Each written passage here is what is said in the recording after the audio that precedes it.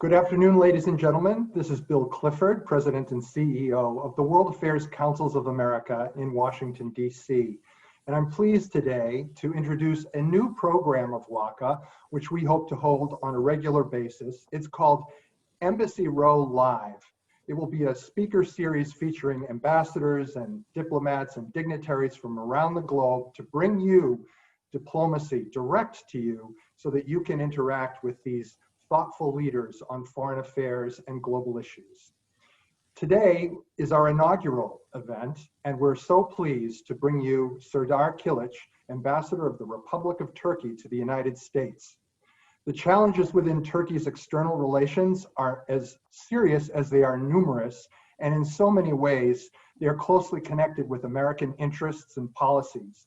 This ranges from conflicts in Syria and Libya to European activities, refugees, NATO membership, and how Turkey engages with other regional actors such as Iran and Russia, whose role is increasing in the Middle East, as you know. Ambassador Killich is a distinguished veteran of Turkey's foreign service, having served well over 3 decades. He became ambassador to the United States in 2014, having served as Turkey's ambassador to Japan and also to Lebanon.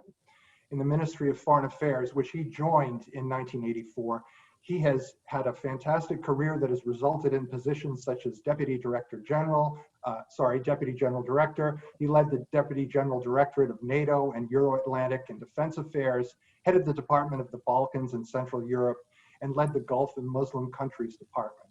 Earlier career postings were with Turkish delegations to NATO, Kuwait, and also Los Angeles, where he was Consul General. Ambassador Killich, welcome to Embassy Row Live. Bill, thank you very much. And thank you very much for kicking the new program with the Turkish ambassador in Washington, D.C. I really appreciate that. I would like to thank you, and I would like to extend my sincere thanks to World Affairs Council. And I hope that it will be a beneficial program for me and for the viewers as well. Well, we couldn't be more pleased to be speaking with you today, sir, because there are so many things going on in Turkey's neighborhood. And I want to let our audience know, which is a national audience and also includes international partners, that they may later join in a Q&A session that will be about 25 minutes from now. And they can present their questions via the Q&A box on this Zoom, and also email Liz Brailsford, lbrailsford@worldaffairscouncils.org. And we already have some questions streaming in, Ambassador. So let's get to the conversation. First, I want to know, I sincerely hope that you, your colleagues, and your families are doing well here in Washington and generally in this time of COVID. I hope that everyone's healthy and able to work however they're working, remotely or whatnot. Well, thank you very much for asking, and thank you very much for your good wishes. We are doing our utmost, and we are trying to adapt ourselves to the new normalcy, I should say. Well, we are working in the office, and we are doing our best in order to stay safe and sound.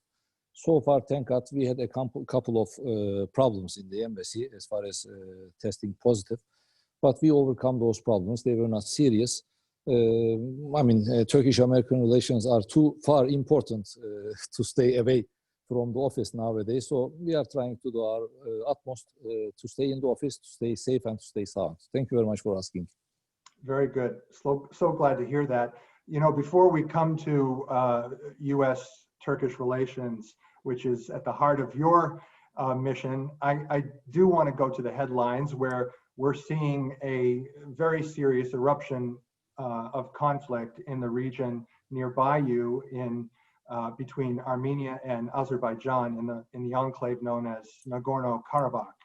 And so far, in just the days since September 27, there have been more than 360 casualties. Most are military, but civilians on both sides as well. And this is the gravest and most serious loss of life since that conflict, which had been frozen really for quite a number of years, since the early 90s when 30,000 perished. So I'm wondering if you can tell us, Turkey's position with respect to this conflict, which is hotting up, because it seems to me that the US, France, and Europe and Russia in the Minsk group are trying to mediate and de-escalate, but there has been some criticism that Turkey is going in a different direction. Well, very frankly speaking, at the first place, the conflict should not have been frozen. We shouldn't have had that conflict over there.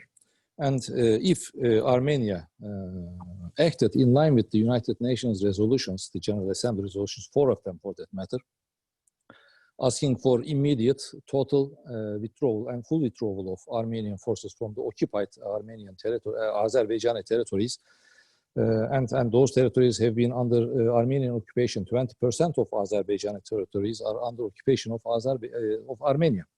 So, I mean, it shouldn't have been a frozen conflict at the first place. And if I come to the Minsk group, yes, they are calling for ceasefire. They have done that back in 1990s as well. And there had been small-scale conflicts here and there in the Nagorno-Karabakh region. And they again came with ceasefire proposals to both sides that was accepted. But there has not been an inch of movement towards the resolution of the conflict. I mean, the main issue for the time being is the occupation of the Azeri territories by the Armenian forces. If they abide by the United Nations resolutions, and if they totally, unconditionally, and fully withdrew from the Nagorno-Karabakh region, then the conflict will be resolved overnight. But unfortunately, this is not the case.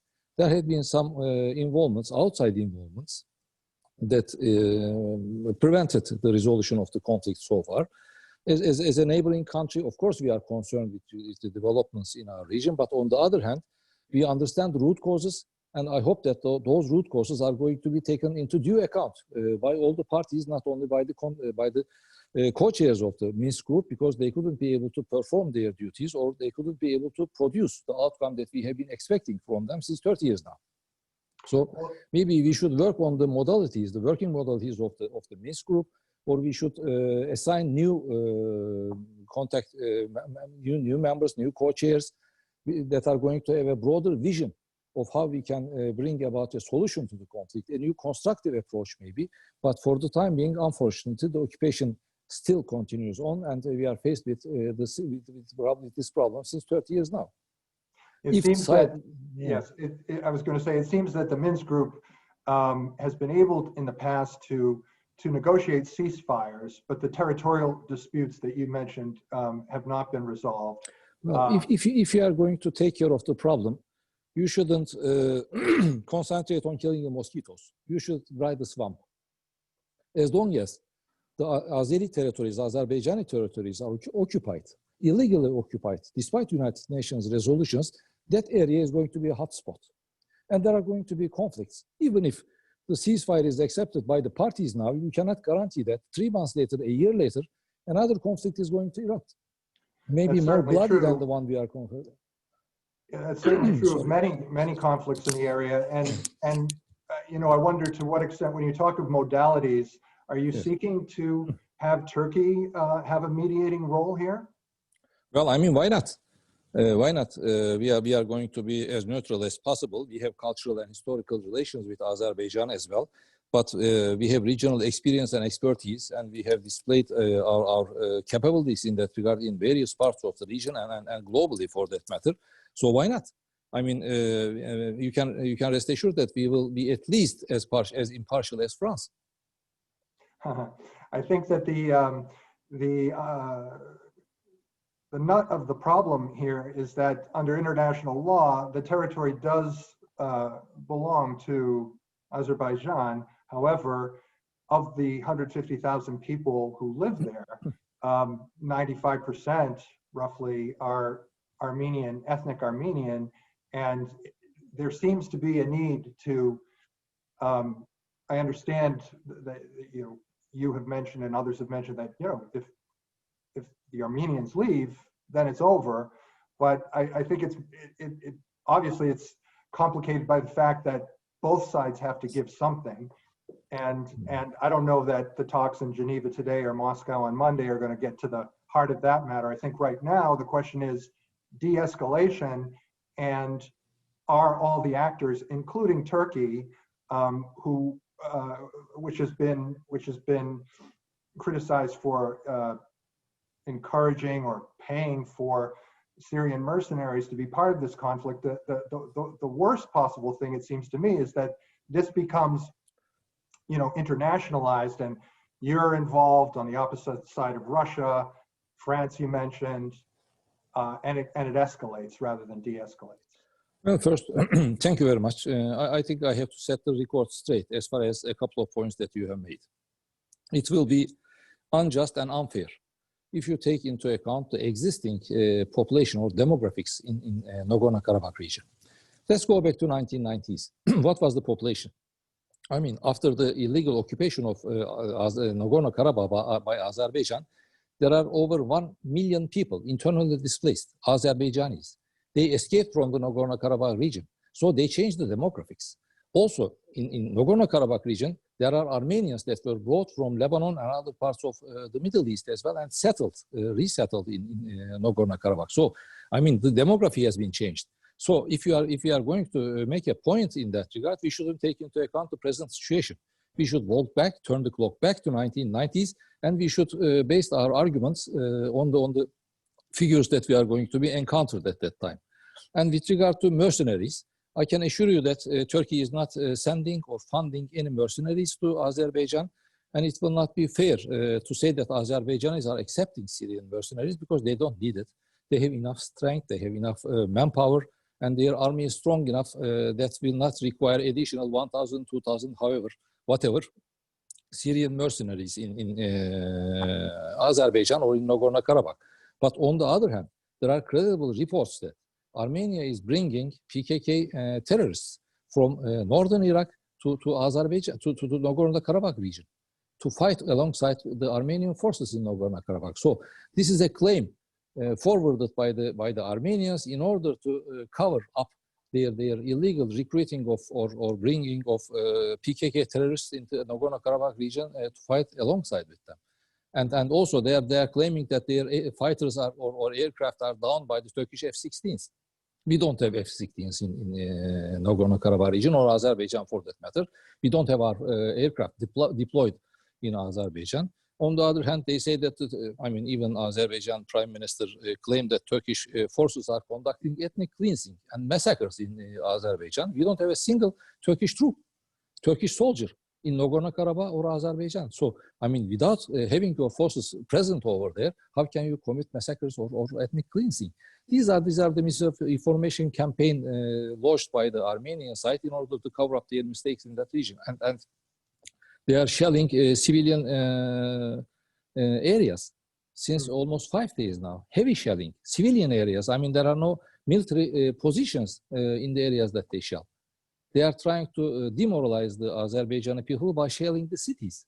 And they are trying to encourage the Azerbaijani forces to do the same, but they are not doing it because they are respecting the international law. And they are claiming that Azerbaijan is an aggressor. Nobody should forget the fact that Azerbaijanis are fighting within all their own territories. Nagorno-Karabakh, as you have mentioned, rightly mentioned, is internationally recognized part of Azerbaijan. So they are conducting a fight in their own territories, and they did not initiate the existing conflict because it was initiated after the attacks conducted by Azerbaijan, by Armenia, and not in the Nagorno-Karabakh region. On the 12th of July, as you will recall, the Armenian forces attacked the Tovuz region. It's far from Nagorno-Karabakh. It's a strategically important area. There are strategically important pipelines going through that area. So why did they attack? Indeed. That was the first attack conducted by Armenia. And now they are claiming that, well, actually, Azerbaijanis are preparing themselves for a large-scale attack on Armenia. Otherwise, they would be prepared to conduct this kind of a large-scale attack against Armenia.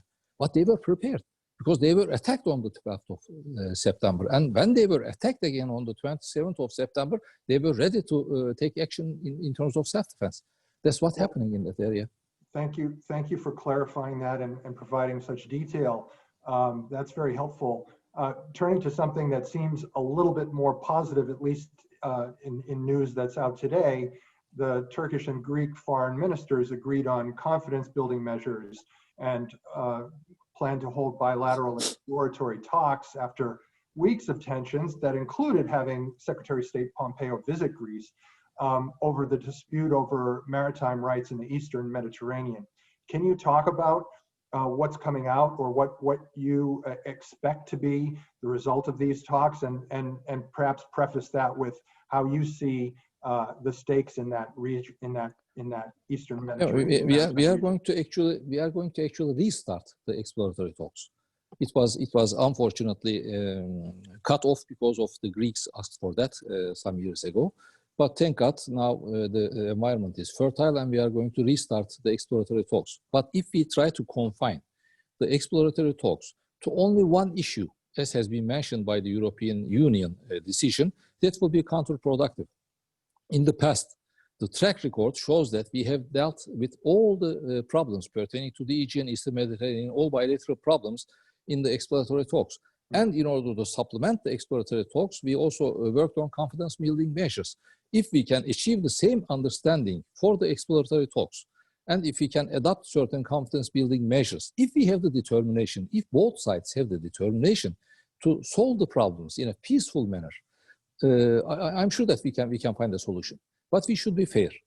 We should treat each other as our equals. We shouldn't try to impose solutions on the others. And we shouldn't adopt maximalist policies or expectations or claims. We should be fair to each other. I mean, in the recent eruption of the crisis, I mean, there is an island, only 2 kilometers off the Turkish coast, 2 kilometers. And it's a 10 square kilometer island. And it is 580 kilometers off the Greek mainland. 2 kilometers Turkey, 580 kilometers from Greece, and 10 kilometers of area. Do you know how the area that the Greeks are claiming that the islands should have exclusive economic zone or continental shelf? 40,000 kilometers, 40,000 square kilometers for a 10 square kilometer island. This is unacceptable. This doesn't have any precedence in anywhere in the international law or anywhere in the world. So, I mean, we should be fair to each other. We should accept each other as equals, and we should treat each other's expectations in a friendly and constructive manner. Then we can find a solution. The same thing goes for the Cyprus issue as well. You know that we have some problems with regard to the exclusive economic zone and the continental shelf with Cyprus as well.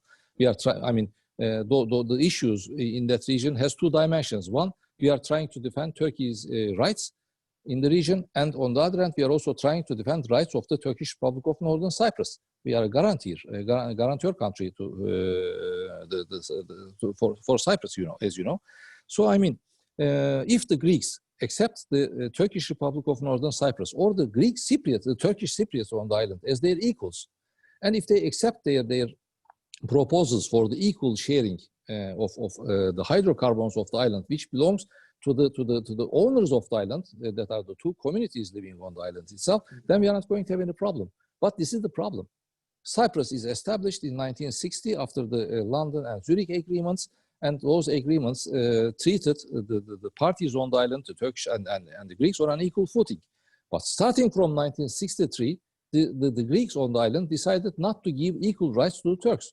And to this day, we are confronted with the same problem. I mean, well, they have Ambassador, yeah. If I could jump in, since you mentioned both the maritime rights issue regarding EEZs and also with respect to Cyprus, I happen to have two questions from David Edick, who is past president of the San Diego World Affairs Council. And this is a good time to remind colleagues and attendees that they can feel free to pose questions to the ambassador, to Ambassador Killich, via the Q&A box in your Zoom screen. And so Mr. Edick asks, like the United States, Turkey did not sign the United Nations Convention on the Law of the Sea. How does the law of the sea impact the fair delineation of Turkey's exclusive economic zone in the Aegean Sea and the Mediterranean Sea? First of all, the Sea of Law dictates that the parties should conduct bilateral negotiations first in order to resolve the differences among themselves. Unfortunately, this is not we could be able to do in the Aegean. I mean, if we are going to apply the provisions, letter and spirit of the law of the Sea Convention, well, I mean, there are ample examples which supports Turkey's approach in that regard. I think you are cut off. No, we hear you. Well, I cannot see you, but I can hear you. Okay. Yeah. Okay. There's a video button at the bottom of your screen. Okay.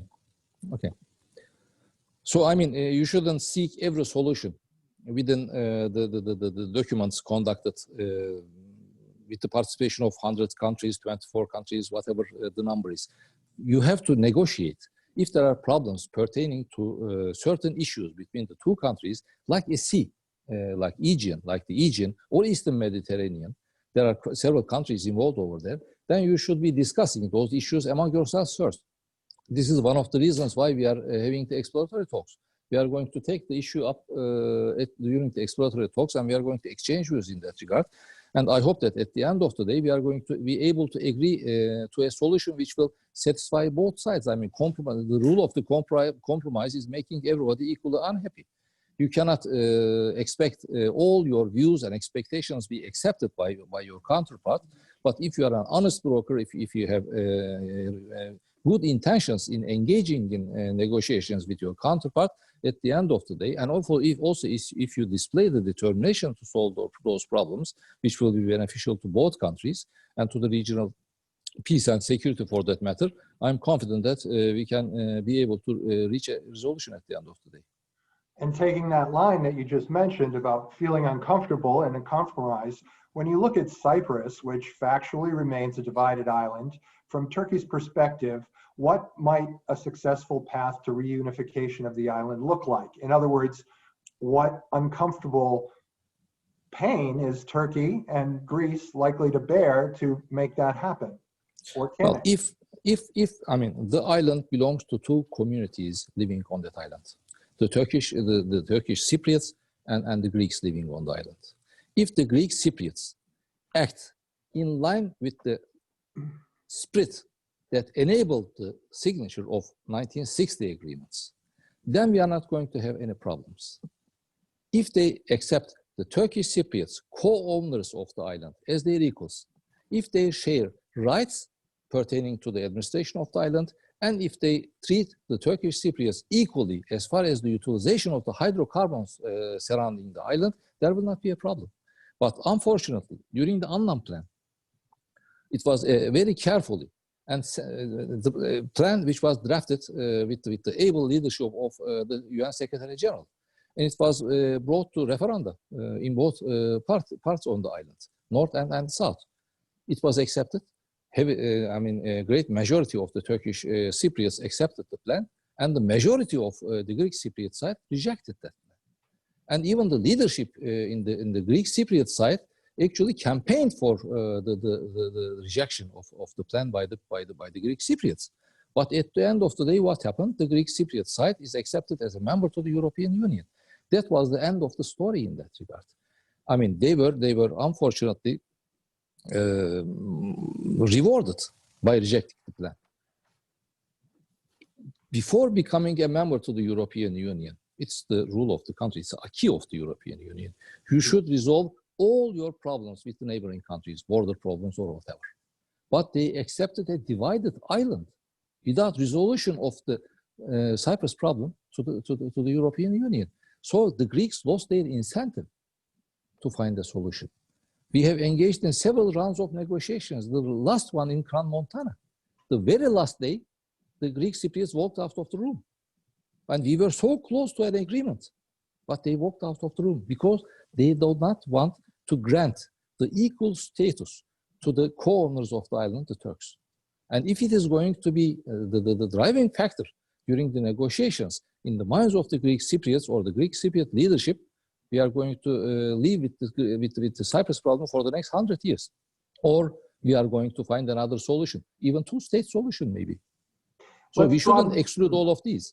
I mean, there is going to be a meeting under the auspices of the United Nations Security Secretary General, and with participation of the guarantor countries and the Greek Cypriots and the Turkish Cypriots, and they are going to work on the modalities without excluding any one of them. So we cannot start renegotiating from the point where we left and from the point where we failed. We should be more creative. Thank you. Let's broaden the lens a little bit and look at Turkey's strategic orientation, which really since becoming a member of NATO in 1952 has been mostly aligned with the West without accounting for periodic difficulties such as in the 70s. But today it would seem that tensions both with Europe and with the United States are perhaps as difficult as it has been in decades. Would you agree with that? Which would I mean, Turkey's orientation has not changed, and it's not going to change. You can rest assured in that regard. We are anchored. We are deeply anchored to the West, and we are going to remain the part of the West, and we are going to be a member of NATO for the foreseeable future. But you should look into the problems that we are faced in that regard. There are certain circles or lobby groups or interest groups in the United States which claim that Turkey should be, quote unquote, kicked out of the North Atlantic Treaty Organization. Why? Because we are resisting to certain policies adopted by certain countries within NATO. This is one of the problems that we are faced with the European Union as well. I mean, Adam Schiff, you know him, from California, he claims that Turkey is not acting in line with the understanding of being an ally to the United States. Okay, let's take a look at from the Turkish perspective as well. The United States is providing moral and material support to a terrorist organization, which is a direct offshoot or branch of the PKK terrorist organization in northern Iraq. And it's YPG-PYD, as you know. And the US authorities acknowledged that there is a direct linkage between YPG-PYD and the PKK. You will recall the Senate hearing that then Defense Secretary Ashton Carter participated, and Senator Graham asked the direct question whether the US authorities are cognizant of the fact that there's no difference between YPG-PYD and PKK. He said yes. And he asked the follow-on question, are the Turks frustrated with it? And he said yes. Of course we are frustrated. PKK claimed 40,000 innocent lives, Turkish lives, including soldiers, including civilians and women and children and so on and so forth, during the course of 3 decades. And YPG-PYD is trying to establish a corridor, a terror corridor in the northern parts of Syria, which is adjacent to the Turkish borders, southern borders of Turkey with Syria. So, yes, I mean, this is the problem we are faced with the United States. Sure. So, are we going to be accepted as a dependable ally? Or are we going to be treated as a real ally if you turn a blind eye to that? This is not what we have done. You're saying that the United States, in its support of Kurdish militia, the YPG... No, not Kurdish militia. Sorry, not Kurdish militia. I have to correct that. They do not represent the Kurds. We don't have any problems with the Syrian Kurds. One of the main Syrian opposition groups are located in Turkey. We have accepted 300,000 Kurds during the Kobane crisis. They are still in Turkey. And they cannot return back to Syria. Why? Because YPG-PYD is not allowing them. So, I mean, don't mix the two to each other. They are Kurds, but they do not represent the Kurds. So when you refer to them, please do not say Kurdish groups. That's a terrorist group. Okay. Relations with NATO are fraught in part because of, and this is a question from Pat Ryan, yes, my colleague at the World Affairs Council, Tennessee World Affairs Council, in part because Turkey has purchased S-400 surface-to-air systems from Russia, and that these systems are requiring of Turkey to well, they're being used now, according to news reports, and that this presents a problem for NATO because we can't have Russian gear in an allied country and potentially being used to spy on American systems. So the question is, why hasn't Turkey decided that if it wants to honor its commitment to NATO, that it could divest from that system. Oh, thank you very much, Bill. And my best regards to Tennessee. Let me again make a couple of corrections and set the record straight. First of all, buying S-400s was not our first choice. We tried to buy Patriot systems from the United States, and we worked for 3 years in order to buy those systems. Even President Trump in Tokyo, after the G20, stated that Turkey was not treated fairly by the United States, and that's why they had to opt for buying S-400s. We are not living in a neighborhood like the United States. Our neighbors are not Mexico and Canada. We have a different neighborhood, and we have a difficult neighborhood, and our populations, forces, and territories are under direct threat of weapons of mass destruction and their means of delivery. And I use the word populations, territories, and forces deliberately because it's Article 5. This is what we have done. We have tried to defend our population, forces, and territories. And I have to correct again, this is not a problem for NATO. Even the Secretary General of NATO declared that each and every member of NATO is it's sound decision to buy what kind of defense systems it's going to buy. We have heard similar comments from the United States as far as jeopardizing the security protocols of F-35s and so on and so forth. And we made a very constructive proposal. I actually made that proposal. I said, let's establish a committee, a technical committee, with the participation of experts from the US side, US military, Turkish military, and from NATO as well. And let's see whether these systems are going to create security protocols or any other kind of technical problems to the US deployed systems in Turkey, F-35s or else. And that proposal was rejected. They said, no, it's going to create problems, don't buy S-400s. So, I mean, we are trying to be as constructive as possible, as forthcoming as possible. And we still say that we are ready to buy Patriots. They say, no, first you are going to return the S-400s, then we are going to sell Patriots to you. And they made, I fought very hard to get a proposal for 3 years.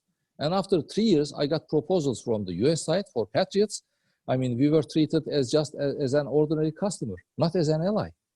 There were no flexibility on the payments. There were no flexibility on the deployment of those systems in Turkey. We had to wait for years before their deployment in Turkey. So if put yourselves in the shoes of a Turkish decision maker in that regard.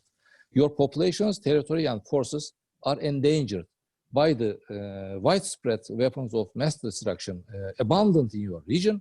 You are trying to defend yourself. Your key ally doesn't sell you the necessary defense equipment.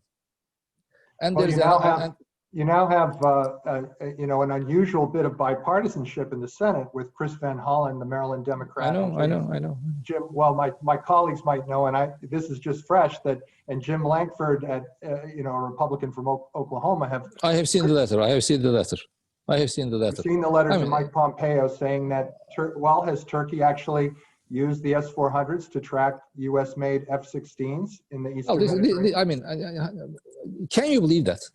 Can you seriously believe that kind of an allegation? First, we have told the I'm asking US, you. I don't know.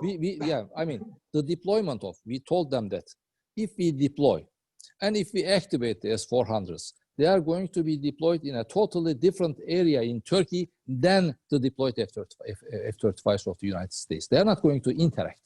And it's not going to be a part and parcel of the NATO air defense system. It's going to be a standalone system. We have given all the assurances, but yet, even though the Secretary General of NATO says that it doesn't cause any problem for NATO because it's sovereign decision of the member states to decide what kind of defense equipment they are going to buy. I mean, there are certain congressmen in the United States, unfortunately, they are waiting for a pretext to bash Turkey. I have been here since 6.5 years, so I have enough experience in that regard. And with regard to press information that you are depending on your arguments, I wouldn't depend on the press reports.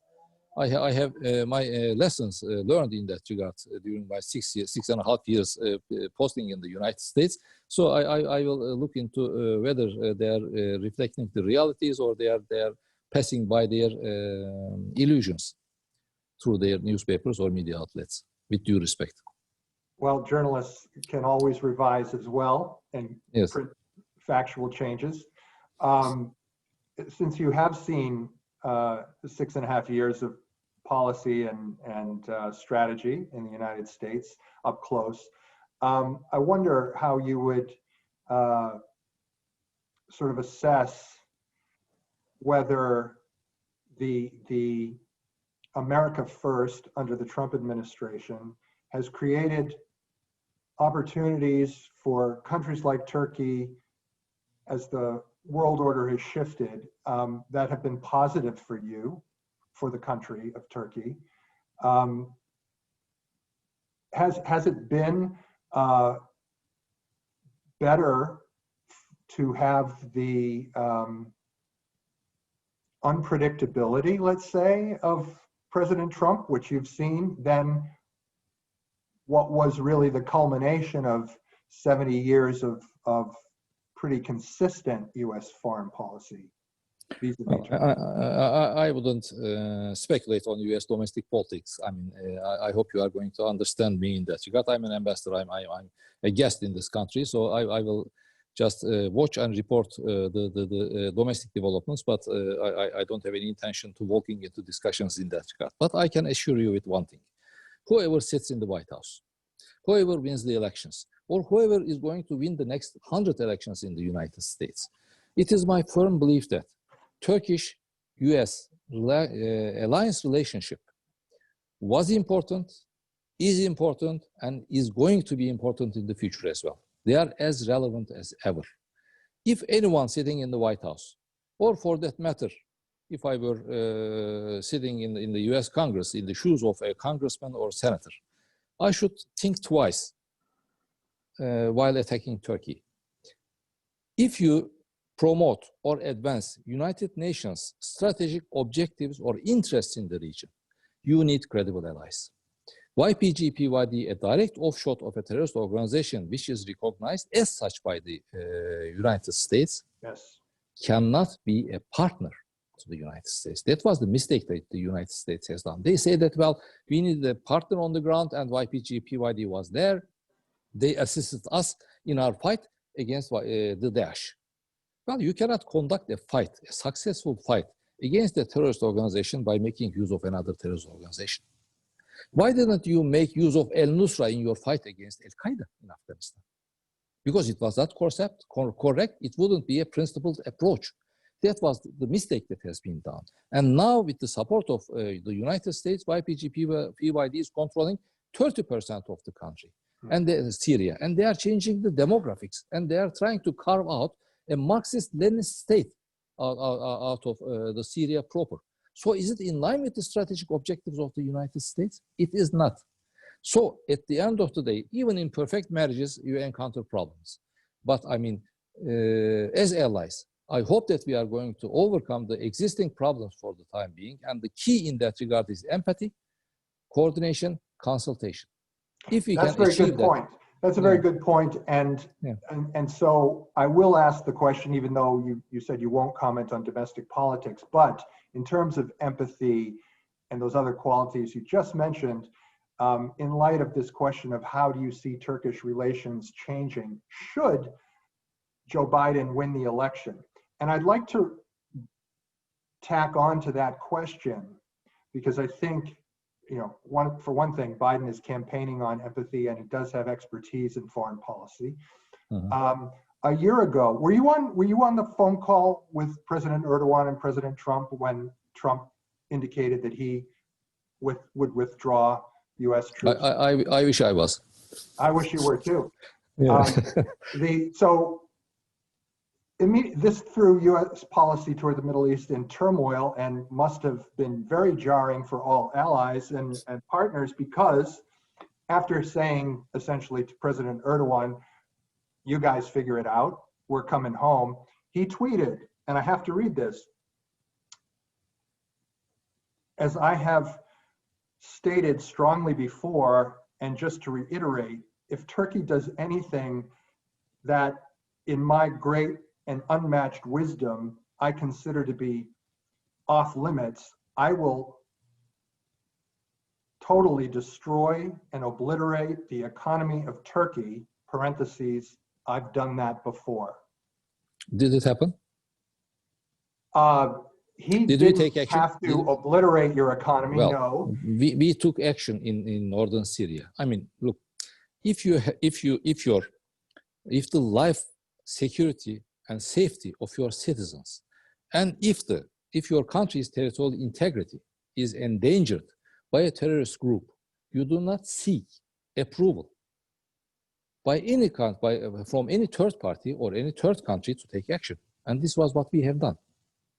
That was a political statement on the part of the president at that time, but I appeared on NewsHour, and I have made my comments known in that regard, views known in that regard to the American public. We didn't pay any attention, and we took the action. So it prompted statements from the Pentagon, which said they didn't endorse the policy, and Nikki Haley at the time, who had no longer been at the United Nations. Nevertheless, she sent a very critical tweet, not only really at the withdrawal of the troops, but also said, to close her tweet, #Turkey is not our friend. Now, as someone who may run Turkey, the country in 4 years, I wonder, how you see as an ambassador this kind of diplomacy or public diplomacy to domestic audiences. Is this a healthy thing? I mean, you're a skilled, professional, 4-decade diplomat. What do you think of this? Well, there are a number of ways how you treat your efforts diplomatically. Behind the closed doors and through statements. Whether they both match each other or not, this is the whole issue. I mean, there were tweets from Nikki Haley, for instance, and I responded very harshly to her tweet in that regard. That was on the social media. But behind the closed doors, you can rest assured that there are friends of Turkey that are cognizant of the real developments in the region and the threats emanating from what's happening in northern part of Syria as far as Turkey's territorial integrity and safety of its citizens and territory is concerned. So they understand, and I depend on them. And I wouldn't build my arguments and expectations in accordance with the statements made during the political campaigns. I mean, I have seen, I've been following the U.S. domestic politics since almost 30 years now, starting from my NATO days. I have seen a number of statements from various candidates during the presidential campaigns, but when they walk into the White House and when they are faced with the realities, not only in our region or other key global issues as well, they change their views or they change their attitude. Maybe not as fast as you would like to see, but in time, they are faced with the realities and they adapt themselves. I have seen ample examples of that during those 30 years. It's going to be the case in the future as well. I know Vice President Biden. I met him on a couple of occasions. He visited the Turkish embassy to sign books of condolences, and we had chats and we had some other social encounters as well. He's I mean, at the end of the day, he's going to be cognizant of the developments in the region and how Turkey could contribute to the U.S. strategic interest in the region. And he will understand, or all the U.S. leadership, whoever resides in the White House, is going to understand that Turkey is the only credible ally to the United States in that region. We don't only have the determination to be a good ally, a dependable ally, but we have capabilities in that regard. You are talking about a Turkish army with 900,000 almost soldiers, and on the other hand, you are putting all your eggs in the same basket in support of YPG-PYD. And you are, I mean, there are, the senators and congressmen you have mentioned, even Nikki Haley, they criticized Turkey for conducting ethnic cleansing or causing civilian casualties during his operation in northern Syria. But nobody in the United States raised their voice for the lives of innocent Arabs. In Raqqa, for instance, Raqqa was leveled during its so-called liberation from Daesh. Just take a look at Elbap, which was liberated by Turkey, or Afrin, which was liberated again by Turkey. The cities were intact. We fought street by street in order to get control of those cities and clear Daesh from those areas. And we achieved it at the end of the day without causing civilian casualties. Just take a look at press reports and reports of international organizations in Syria. There were humanitarian catastrophe. The United States associated itself with a terrorist organization that pays no attention to human rights and to the right to life. I want to, we're really just bumping up against the conclusion of our program. Excuse me, Ambassador, you're very kind with your time. If you wouldn't mind, I'd like to get to 2 more audience questions and then ask one final one of my own. Is that okay with you? Of course, go ahead. Thank you so much. This is from Frank Rettenberg, who's asked a couple of questions, but I'll pick this one because it picks up on what you just said. If the US shouldn't ally itself with the PYD, how does the ambassador explain Turkey's utilizing Hayat Tahrir al-Sham in Syria?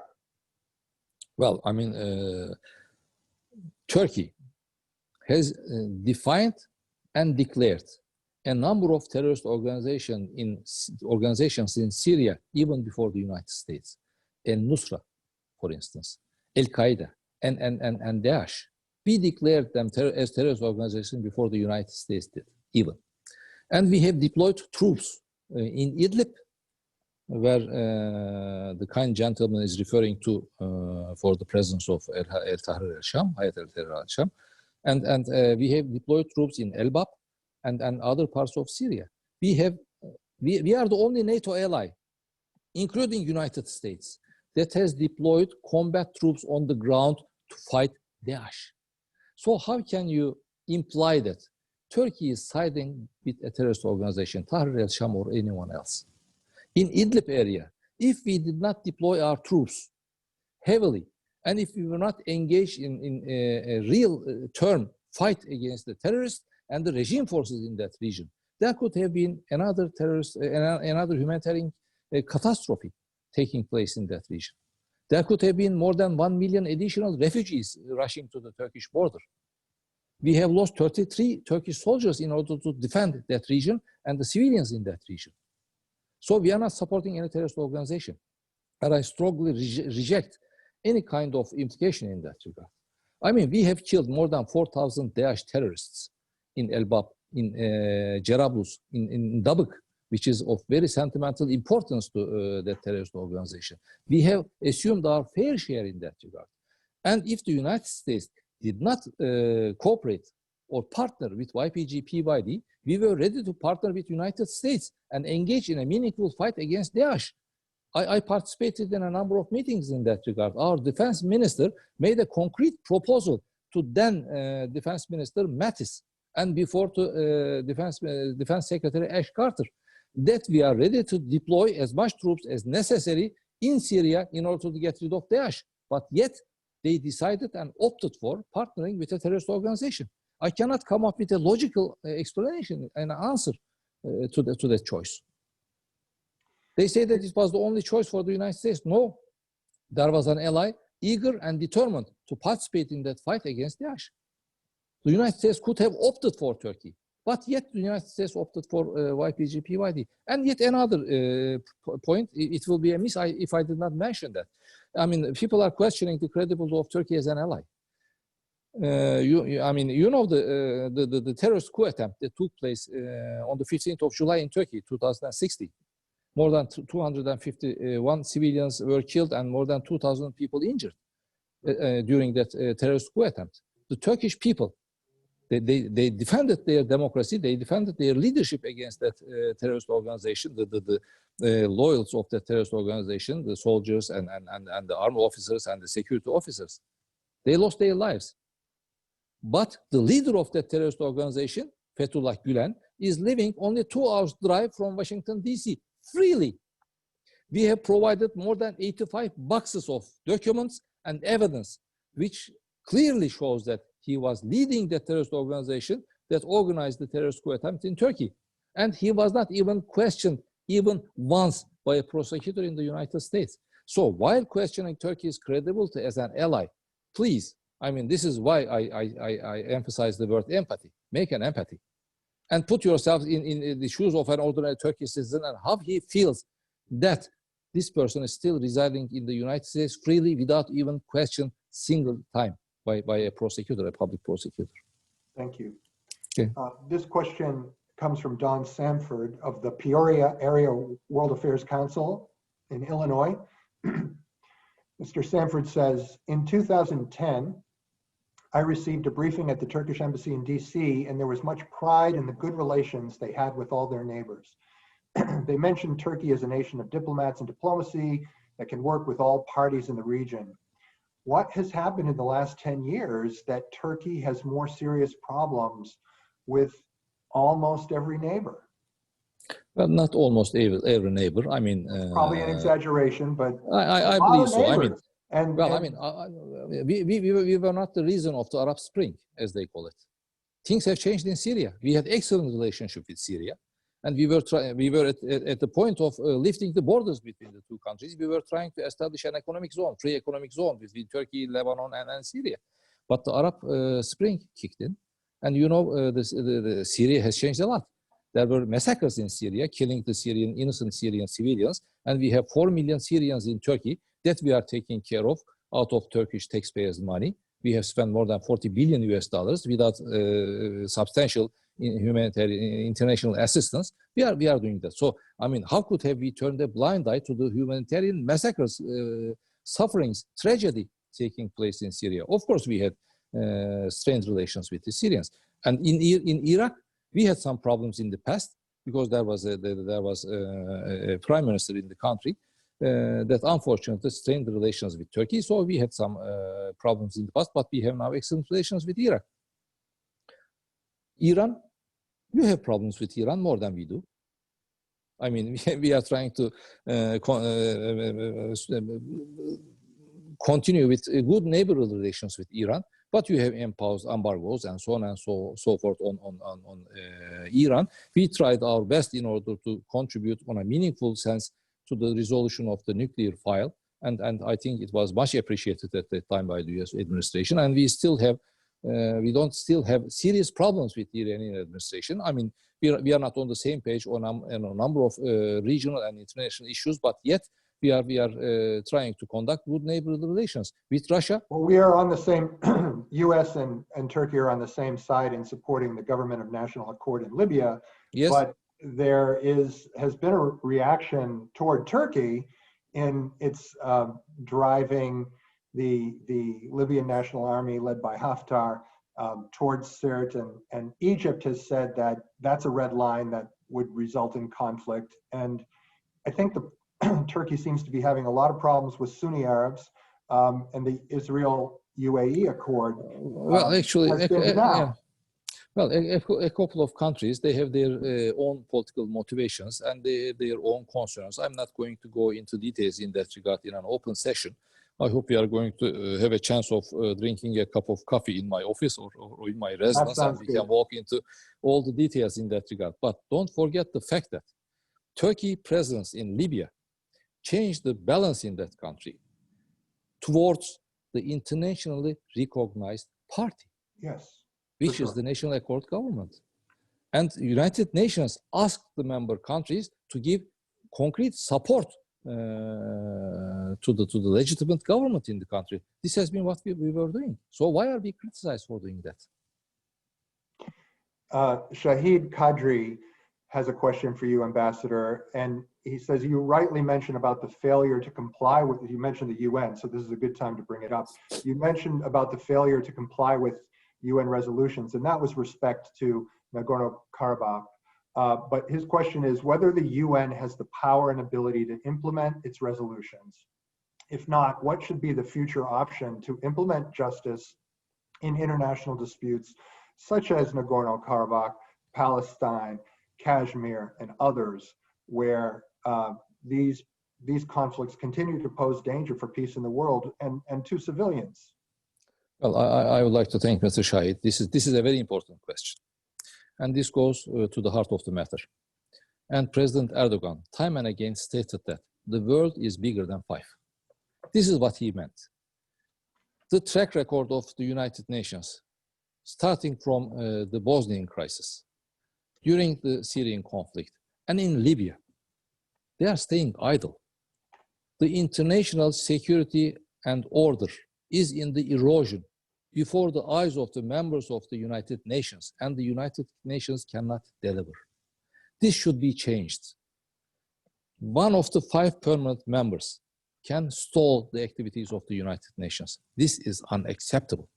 The United Nations, more than 200 members, they cannot take any action against the ongoing humanitarian tragedy in Syria. This is unacceptable. In Nagorno-Karabakh, I mean, you are taking resolutions, and those resolutions are not accepted. So is the United Nations a decorative body just to show that? Well, there is an organization where we can go, share our views, share our frustrations, and at the end of the day, we'll pack and we will go home. This shouldn't be the case. If we would like to preserve the national order, peace, then there should be an international organization which has the muscles, and we should have the determination to take decisions and the muscles to implement those decisions. This is not the case for the United Nations now. They cannot take decisions, and they cannot, even if they take a decision, they don't have the muscles to implement those decisions. I was at NATO headquarters during the heights of the Bosnian crisis, and I have seen on a daily basis how the Bosniaks, the Croats, and even Serbs in certain parts of the country have suffered because of the dual key approach. I mean, I was at NATO headquarters. The NATO commander was asking United Nations to turn the key so that they will be able to conduct close air support or air bombardment operations against the aggressor. But the key was not turned, and the people suffered. And what happened in Srebrenica? It's a shame. 10 years later, 15 years later, the international community is going to apologize the Syrian people for not taking action. But in the meantime, almost 1 million people have lost their lives. Is it going to be the case? We are going to wait for a number of casualties, then we are going to apologize. Is there a threshold for that? Threshold for that? 100,000, and afterwards we are going to apologize. 300,000, then we are going to take action. I mean, this is not acceptable. And in that regard, I hope that President Erdogan's proposal is going to find enough support, international support, to fill in the idea of the world is bigger than 5. 5 permanent members should not dictate their positions, should not stall the United Nations taking concrete action in defense of humanitarian values. I think a lot of countries feel that way. Yeah. I think a lot of countries feel that way. You know, it's the 75th anniversary, as you know, of the United Nations. And speaking of anniversaries, Turkey's as a modern state is in 2023. And let's hope that COVID is long behind us by that time so that we can properly recognize and celebrate with you. I do have a concern myself, actually, in terms of, because a lot of what we do is involved with foreign countries' soft power. Yes. And I'm wondering about what I've seen recently with respect to the reversion of the Hagia Sophia to and Quorum museums to mosques. And also, rather disturbingly this week, reports that the British Institute in Ankara had its seed collections seized, confiscated because I'm not sure why, but this is an independent institute that has been well known for archaeology and archaeobotany, that its collections are open and shared with the wider public. And it seems that culturally, these developments may not best suit the soft power. Well, I mean, with all due respect. No. The last, of course, thank you very much for making the point. The last issue that you have mentioned is a news for me. I know that with regard to seeds, there are strict regulations in a number of countries as well. For instance, in the United States, you cannot take certain seeds out of the country. So I don't know what the real reason for that, the real cause for that. I will look into that, and I will personally. I mean, I think some of these are actually charcoal, and they're not even able to produce new. In any case, I will check it. Yeah, I will check it, and I will return back to you on that one. With regard to Hagia Sophia, actually it was a mosque.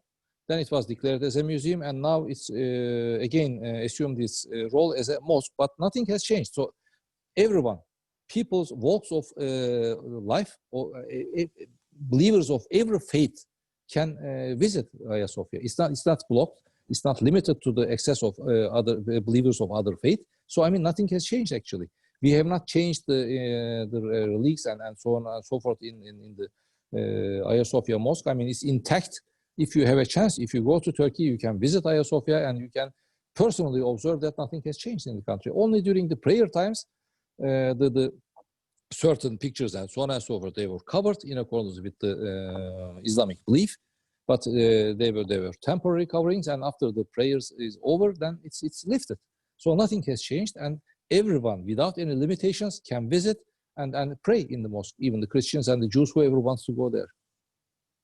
Ambassador Killich, I want to thank you for several reasons. Yeah. For several reasons. First, for providing such a wide scope and depth to many of these really complicated issues. You've spent extra time with us, and we greatly appreciate that. You have launched our Embassy Row Live program, the first ambassador that we're featuring. We're grateful to you for that. I certainly would be happy to help facilitate events for you, virtual, of course, for the time being, with our 90 councils around the country. You tell me which city appeals to you, and we'll get to work on your behalf. But I do look forward to meeting you in person when it's Thank you very much. So and have that. Thank you very much for the nice words, and I hope I wish you the best with regard to the program that you have initiated. And it's a pleasure and it's an honor to be the first speaker in that program. Thank you very much, and I will be looking forward to have a cup of coffee with you. I have the best Turkish coffee in Washington, D.C., by the way. I'm sure you do. I'm sure you do. On behalf of Ambassador Killich and my colleagues at the World Affairs Councils of America in Washington, D.C., I want to thank all of the attendees for this event, and please stay tuned for all of our programs, including Cover to Cover, Know Now, and now Embassy Row Live. And I'd like to remind our participants today that our annual national conference will be all virtual, November 16 to 20, more days, almost as many programs, and we will bring those to you live just as we did today. So thank you very much for attending today. And again, for me, have a good afternoon. Ambassador, thank you very much. Have a good afternoon. Thank you very much. Bye. Thanks a lot. Thank you. Bye-bye. Bye-bye.